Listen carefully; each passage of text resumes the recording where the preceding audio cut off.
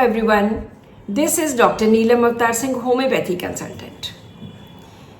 आजकल हम 100 days 100 cases कर रहे हैं, जिसके तहत आज 24th डे है। इस वीक में हमने तीनों केसेस अस्थमा के करने हैं। अभी मंडे को जो केस किया था वो आर्सेनिक से ठीक हुआ था। आज एक और अस्थमा का केस करेंगे और फ्राइडे को भी अस्थमा का ही केस करेंगे। सो अभी ये केस स्टार्ट करते हैं। एक लड़की है 12 साल की, जिसको अस्थमा की प्रॉब्लम है 5 साल पहले से।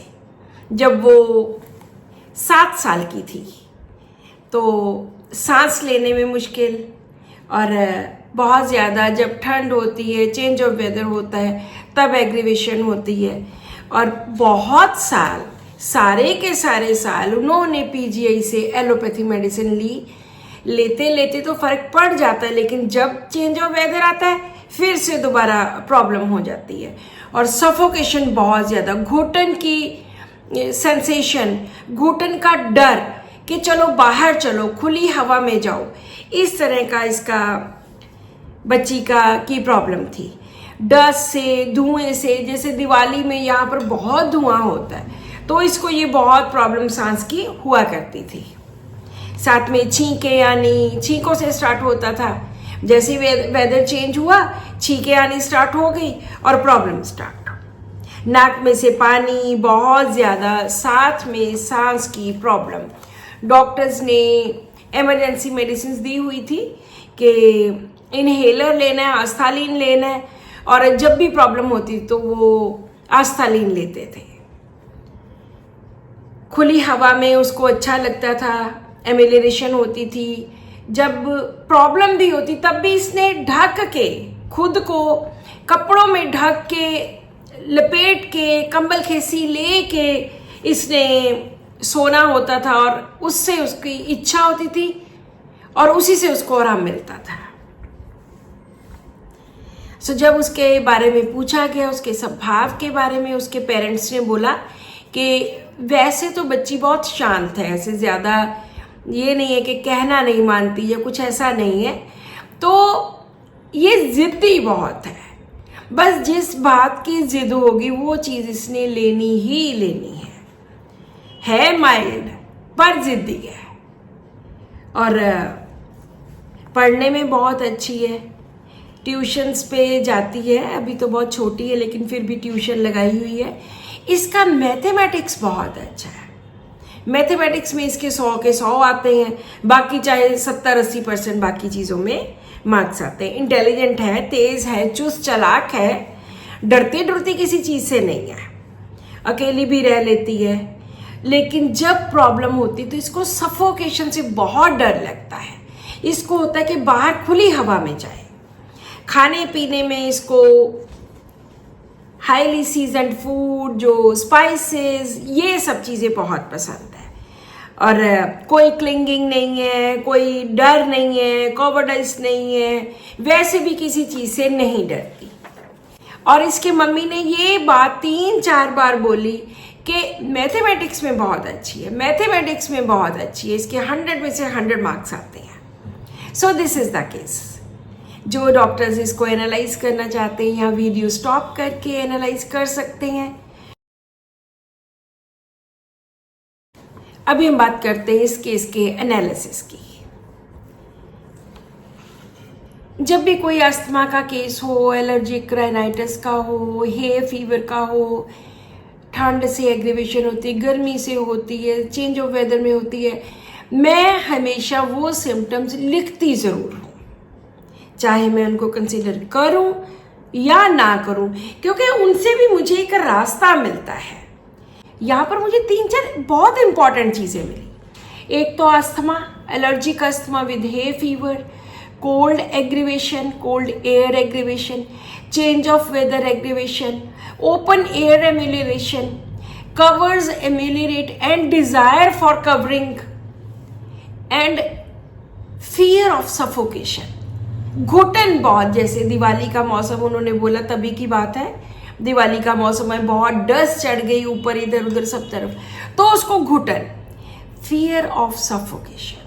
जैसे स्वभाव के बारे में बोला, माइल्ड है, ज़्यादा कहने वाली तो कोई ऐसी बात नहीं है, ठीक ही है, मान लेती है।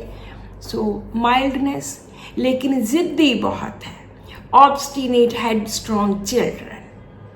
और फूड्स में इसको स्पाइसेस ज़्यादा पसंद हैं, तो वो जनरल्स में हम food and spices desire for ले सकते हैं। लेकिन जो सबसे ज़्यादा important that is mathematics apt for, इसमें सिर्फ 4 मेडिसिन हैं, nux vomica, cocculus, lachesis and plumbum. ये 4 मेडिसिन है। प्लम्बम तो खैर मैंने कभी बाई चांस यूज़ नहीं हुई मेरे से, लेकिन लैकेसिस मैंने यूज़ किए, कॉकुलस यूज़ किए, नक्स वोमिका यूज़ किए।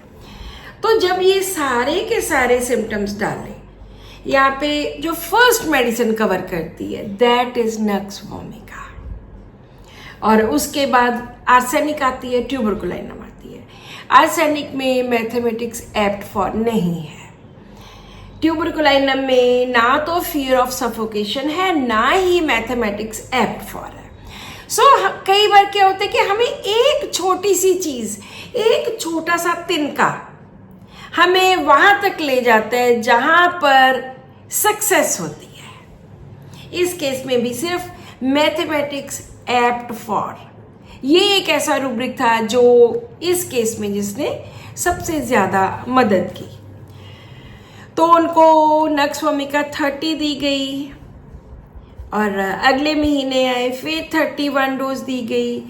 मैं तो वैसे अभी 6 पोटेंसी बहुत कम इस्तेमाल करती हूँ, लेकिन जब ये 3 महीनों के बाद आए, फिर से चेंज ऑफ वेदर हुआ, तो इनको नक्स वोमिका 6 दी गई। एक बार दी, महीने के बाद दूसरी बार दी, महीने के बाद तीसरी बार, 4 टाइम्स। 3 बार इनको नक्स वोमिका 30 की एक डोज दी गई, और 4 बार इनको नक्स वोमिका 6 की डोज दी गई at an interval of 1 month. तकरीबन टाइम लगा ठीक होने में 1 ईयर, 1 साल। 1 साल के बाद वो बिल्कुल 100% ठीक हो गए। वो हमारे नोन है। सो अभी भी कुछ देर पहले मुझे मिले थे कि आपने 15 साल पहले मेरी बेटी को ठीक किया था, and she is perfectly okay. This is beautiful homeopathy, जिसमें कुछ डोजेज ही पेशेंट को 100% ठीक कर सकती है, उसकी बीमारी को जड़ से ठीक कर सकती है। पहले दिन हमने किया था स्ट्रेमोनियम का केस, जिसमें वो बच्चे का केस था जो 6-7 साल का बच्चा था।